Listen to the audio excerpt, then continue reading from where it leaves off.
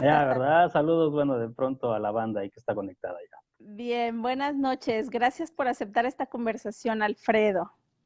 No, a ti, Dunia, ya sabes, siempre es un placer en la radio y ahora aquí en el Facebook. Y ahora en el Facebook. Bueno, pues déjame presentarte con la gente, sobre todo de mi muro, ¿verdad? Que sepan quién eres y qué hacemos esta noche aquí. Ya, ándale. Miren, Alfredo ha sido anfitrión en un par de ocasiones en Chiapas, ha abierto su espacio mental y su corazón. Sí, es importante decirlo.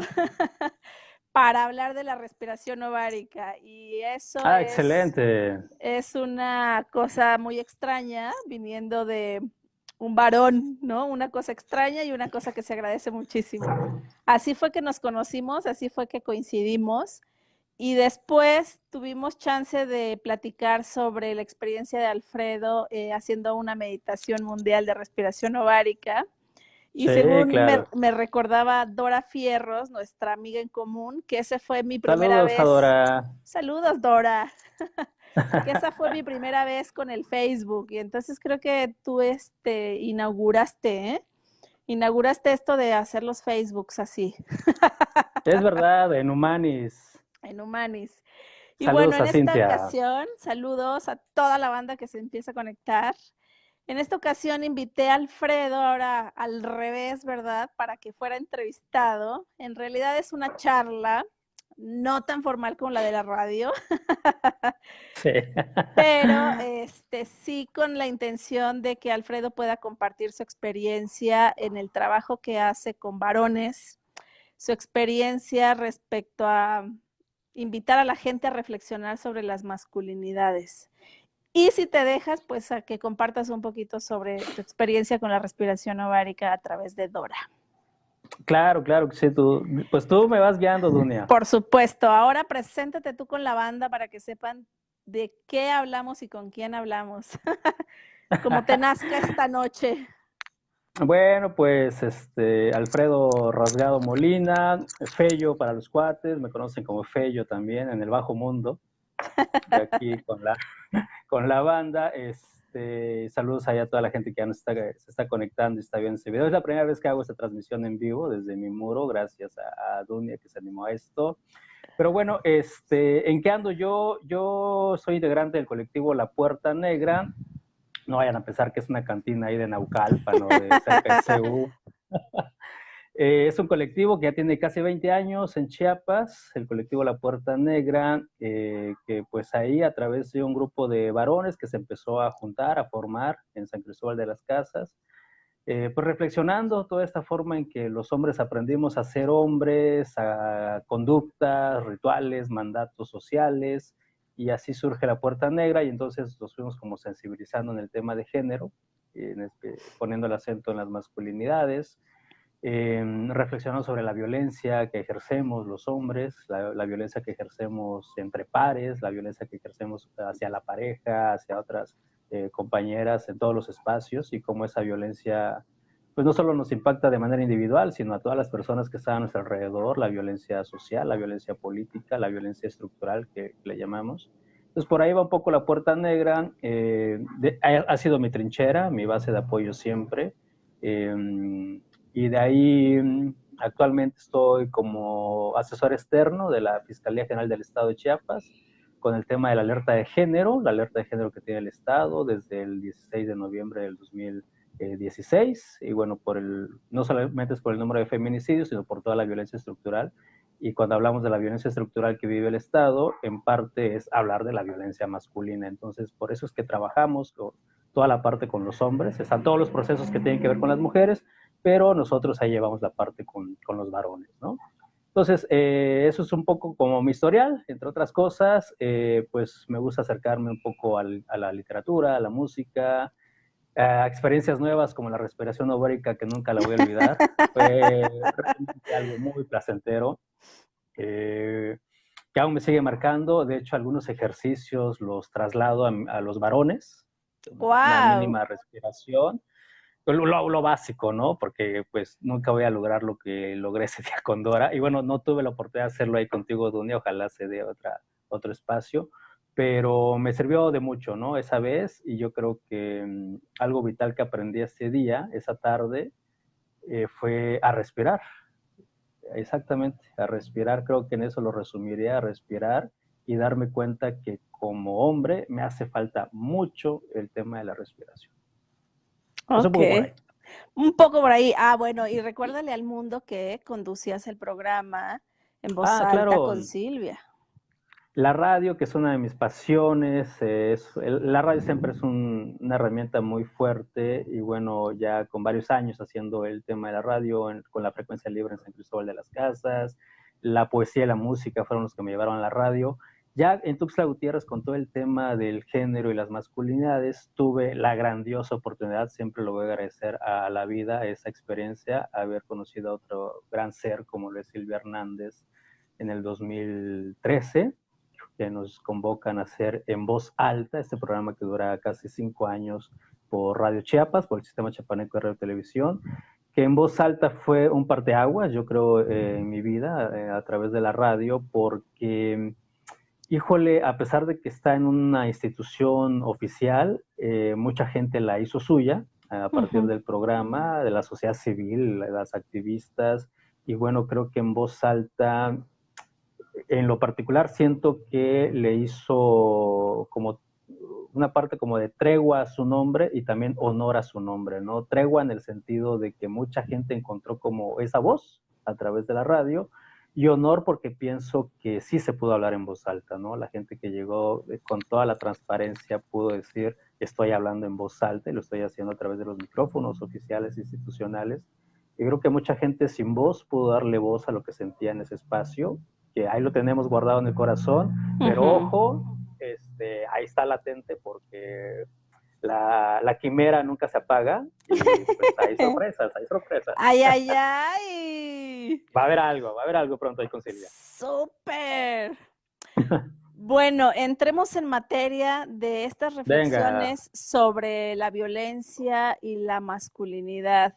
¿Cuáles han sido como los principales hallazgos en esta aventura a la que te has lanzado desde hace tantos años? híjole, yo creo lo primero, Dunia, es reconocer mi violencia. O sea, reconocerme un hombre con mucha carga violenta, con mucha historia de mucha violencia, a través de muchos círculos, tanto los cercanos, los familiares, como las amistades, la propia violencia ejercida hacia mí mismo, hacia mi cuerpo, hacia las formas en que quiero o no mi cuerpo, la violencia que he ejercido con mis amistades. Creo que es el principal punto de quiebre, ¿no? Cuando te adentras al tema del género, necesariamente te pone en jaque, o sea, te pone en jaque toda tu historia. Y yo siento que si no te pone en jaque, va a ser mucho discurso hacia afuera, ¿no? Entonces, el trabajo con hombres es, yo creo, reconocer que tenemos muchos privilegios, que tenemos mucho confort, mucha comodidad, y un privilegio es el ejercicio de la violencia. Creo que hasta que no reconocemos que somos violentos, vamos a justificar siempre la violencia, ¿no? O la vamos a minimizar, o la vamos a disfrazar, o la vamos a maquillar. Y reconocerla creo que es como ese desnudar el alma que le llaman para decir, sí, soy un hombre que ha ejercido violencia, pero ahora, ¿qué hago con eso, no? Entonces, necesariamente tenemos que buscar redes y grupos de apoyo. Redes de apoyo que trabajen estos temas, que nos permitan no solamente la reflexión y el aprendizaje, sino decir, no, no quiero más violencia en mi vida, ¿no? Porque esa violencia daña, nos daña individualmente y daña a otras personas, ¿no? Si tenemos pareja a las parejas, quienes somos papás a los hijos, a las hijas, a las amistades, los círculos laborales, todo. Cuando hablamos de la violencia estructural tiene su origen en la violencia individual, ¿no? Me puedo aventurar a decir que cada hombre es un microsistema de violencia estructural caminando en la sociedad. Entonces, Alfredo, por ahí yo creo que es...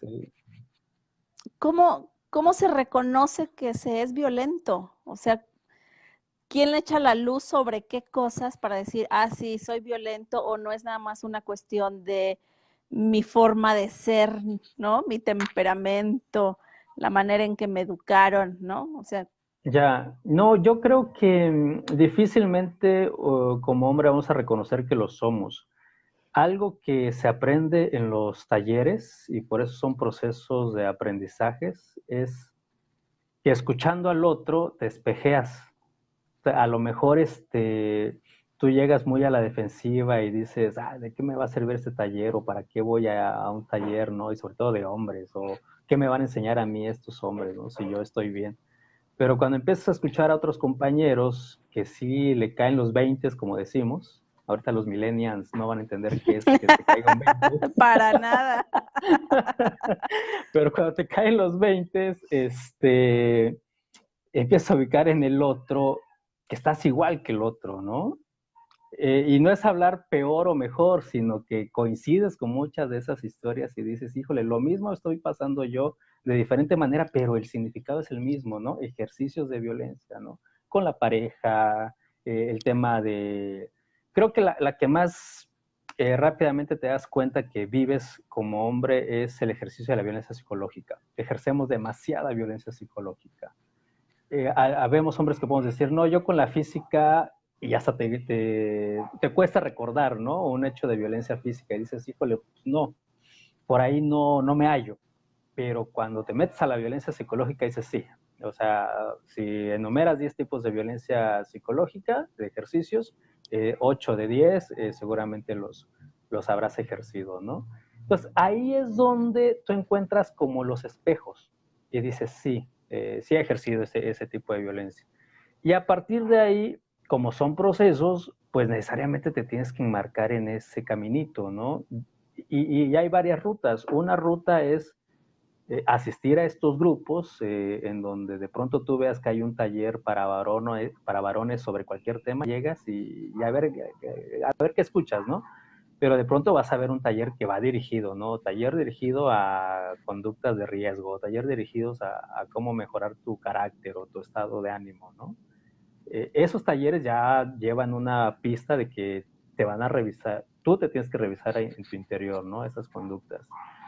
Y es dar el primer paso, o sea, es decir, sí, voy a reconocerme que sí soy este tipo de persona, porque si no lo reconocemos, no vamos a dar ningún cambio, ¿no? Te repito, difícilmente uno va a reconocer y aceptar, sí, soy un hombre agresivo y violento. Es muy difícil. Es hasta que te encuentras con otros hombres que dices, sí, puedo reconocerme, ojo, esto que te estoy diciendo, de pronto puede caer en la colusión o en la complicidad. De pronto vamos a encontrarnos con hombres que nos reconocemos con ejercicios violentos, pero nos victimizamos y decimos, bueno, entonces es que soy así porque así lo aprendí, ¿no? Y entonces ahora el pobrecito de mí, de que así lo aprendí, y entonces casi no tengo razón o todo lo que yo haga tiene una gran justificación, ¿no? Y no es caer en justificaciones, es reconocer que sí somos violentos y entonces a partir de ahí dar un pequeño cambio. Si no, difícilmente se va a cambiar. Alfredo, ¿ya han podido reflexionar sobre el origen de esa violencia? Es el control, es un ejercicio de poder. O sea, mira, uno de mis grandes maestros en el tema de la violencia masculina, Antonio Ramírez, que tiene un libro muy interesante sobre violencia masculina, creó un modelo inclusive para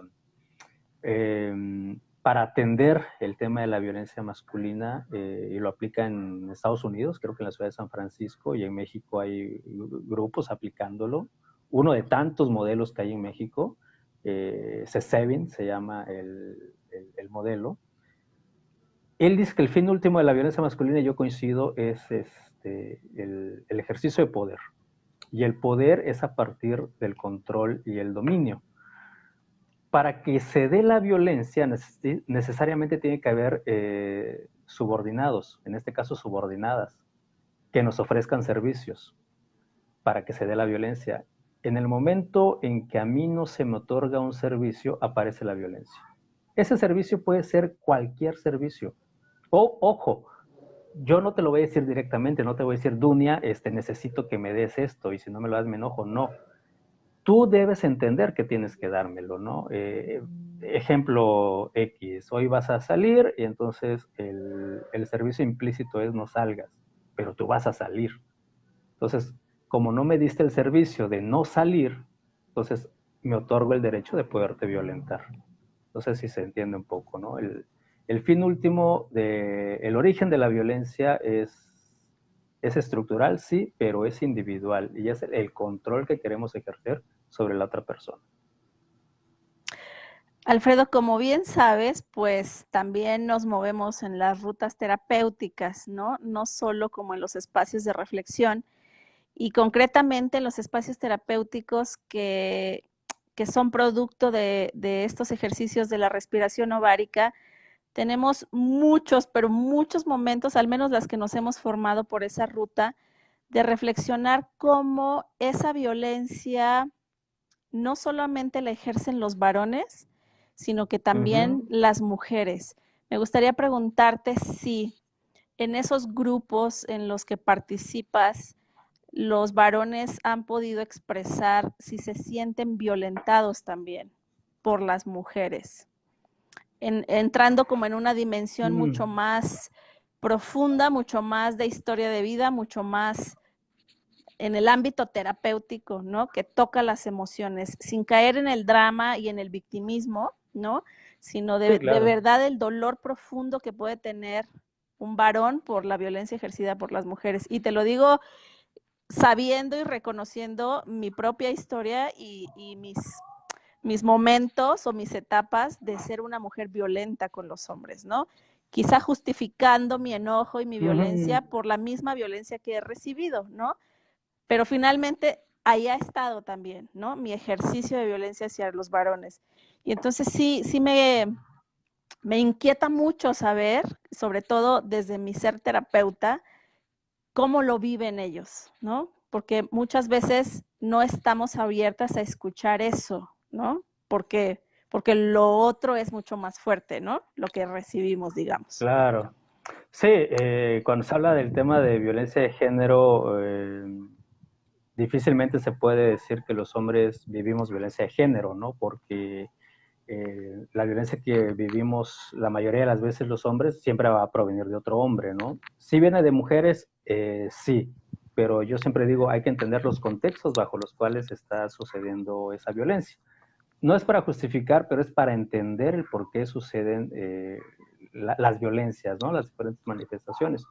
Yo lo que he notado de cuando los hombres hablamos de que recibimos violencia, ya sea de la pareja o de otras mujeres, tiene que ver con el nulo o poco manejo que tenemos de las emociones los hombres.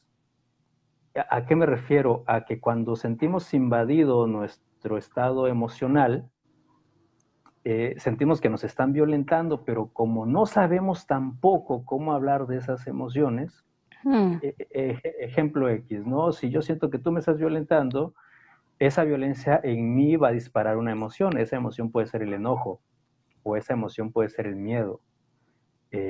Pero como nunca aprendí, porque me dijeron que las emociones son de las viejas, son de las mujeres, son de las niñas, y entonces si yo expreso las emociones me van a etiquetar de ser mujer, difícilmente voy a poder decirte, me siento enojado, me siento con miedo, con la violencia que estoy viviendo. Y entonces lo que voy a hacer es en violencia se le llama como la olla de presión. Esa olla de presión va a empezar a chillar, a chillar, a chillar, a chillar, es decir, a una acumulación bastante aguda, bastante crítica, que la violencia que tú estás ejerciendo contra mí se va a quedar muy mínima a la que yo voy a poder ejercer después contra ti, ¿no? ¿Por qué? Porque se va a disparar más, se va a agudizar y se va a potencializar más. Quizá en el momento yo la esté aguantando y la esté viviendo, pero ojo, no la voy a decir, no la voy a hablar. Caso extremo, y como tú lo dices, a lo mejor frente a una terapeuta, voy a decir, sí, sí, soy un hombre que estoy viviendo violencia, pero la mayoría de las veces ni siquiera voy a ir con el terapeuta. Los hombres no vamos a terapia, no nos acercamos a ese tipo de confrontación emocional, porque somos muy hombres, porque aprendimos a ser muy hombres, a ser autosustentables emocionalmente, es decir, a no pedir ayuda. Ujú. Y entonces no lo voy a reconocer, pero sí voy a actuar más agresivamente en un futuro hacia ti después de haber recibido tanta violencia. A lo mejor la violencia que más recibimos los hombres es la emocional. Es la que más estamos recibiendo de las mujeres. Pero los hombres estamos ejerciendo más violencia física hacia las mujeres, en ese sentido, ¿no? Lo que me he encontrado en la experiencia propia es que pocos hombres se atreven a decir, sí, yo soy un hombre que vivo violencia emocional. Es muy difícil, ¿eh? No me ha tocado, no tengo como la experiencia para exponerte, pero cuando lo he escuchado, se activa como esta parte de, la vivo, pero lo resuelvo, no pasa nada, ¿no? O sea, no nos metemos en eso. Ya. No quita que sí haya muchos varones que la estén viviendo, ¿no? Ujú. Pero ahí está latente.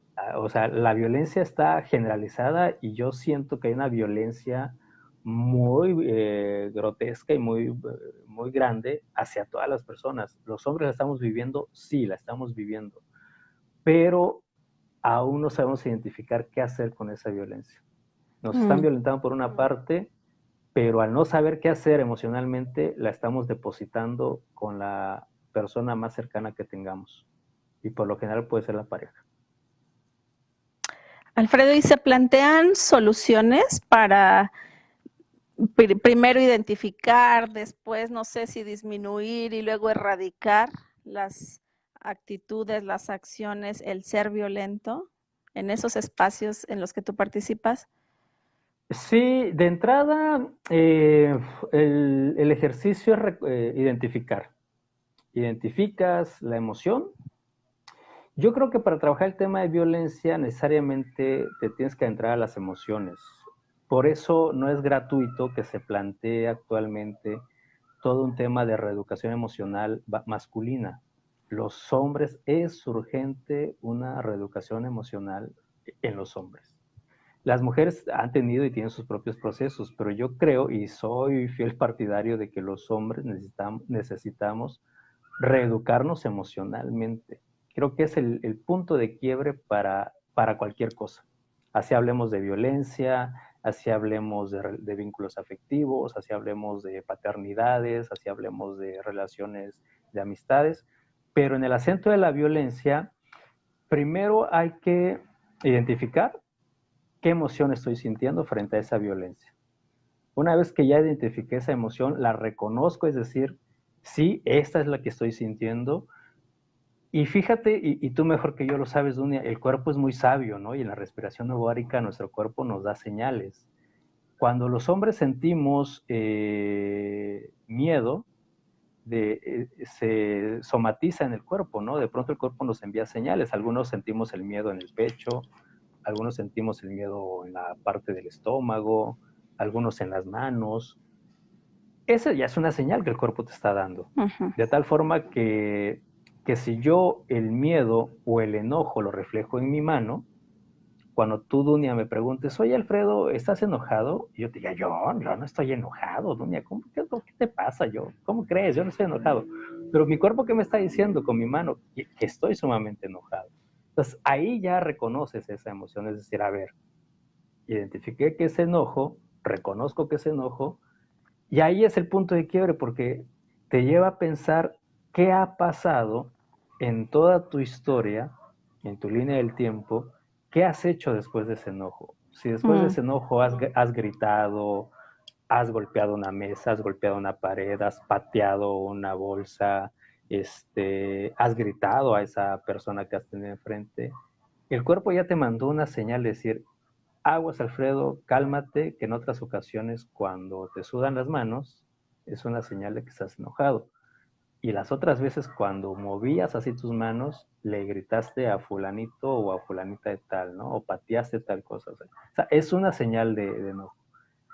Sin que haya recetas, porque cuando nos juntamos entre hombres, o al menos los grupos que yo abro aquí en Tuxtla Gutiérrez cada 15 días para varones, no hay recetas.